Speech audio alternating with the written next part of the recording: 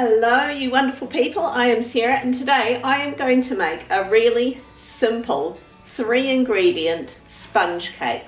My reason for doing this is I've made sort of sponge type things in the past. My emergency cake, that was a really good one, super yummy, but I'm just wanting something really nice and simple and quick to put together because I'm on trifle duty for Christmas this year.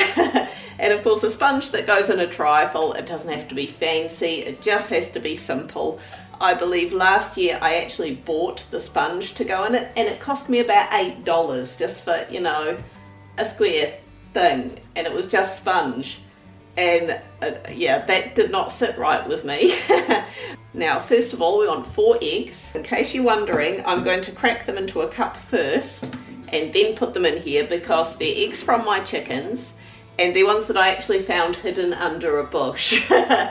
So I've done the float test on them, they seem to be okay, but just in case, it has been known, I'm going to break them into a cup first and then put them in the bowl.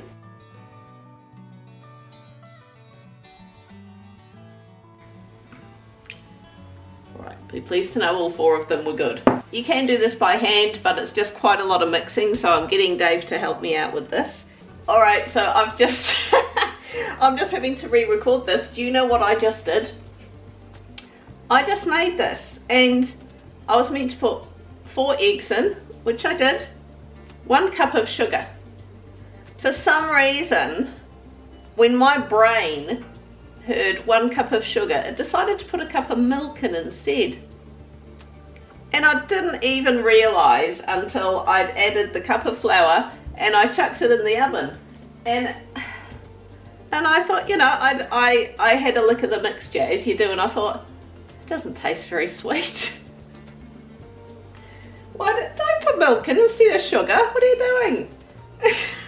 So I'm just gonna I can laugh at myself.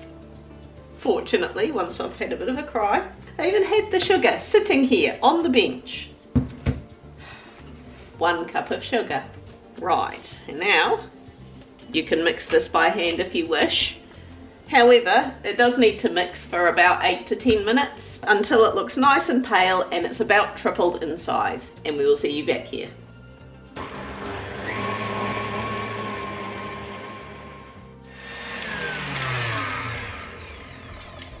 Last ingredient I'm going to put in there is 1 cup of flour.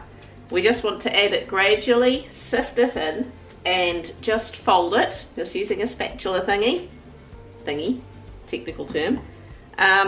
So we want to try and avoid getting rid of as many air bubbles as possible.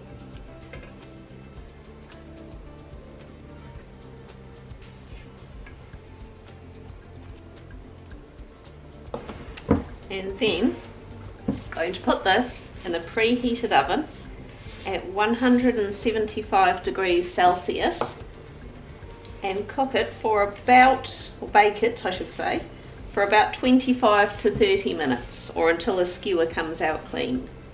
I'm just reusing some baking paper that I used earlier to make a banana loaf in, so you know, it should be right. Right, do that here. So, took that out of the oven. I just let it cool down in the pan for 5 minutes and then turned onto a wire rack to let it cool down completely. This is actually going to be, as I say, broken up and put in a trifle, but it'd be rude not to, you know, not to have a taster, wouldn't it? Look at that. Texture wise, that's pretty good. I mean, it just sort of tastes plain, sweet. Flavour wise, I'd say it's pretty much the same as the really cheap mass produced ones you get from the supermarket. You know, so there's nothing wrong with it. It's fine. It'll do the trick. I'm gonna chop this up. Well, actually, the bits I haven't chopped up, the chopped up bits, the kids can taste because they'll be into it. The stuff that I haven't chopped yet, I'm just gonna wrap that up, throw it in the freezer, and that'll be awesome. In a week's time I'll defrost that, chuck it in my trifle. It'll be great. So, you know, saved myself $7 or $8 on the sponge for the trifle there. So there we go. Hit like, leave me a comment down below, hit subscribe, Don't buy the sponge for your trifle, make it. Okay, bye.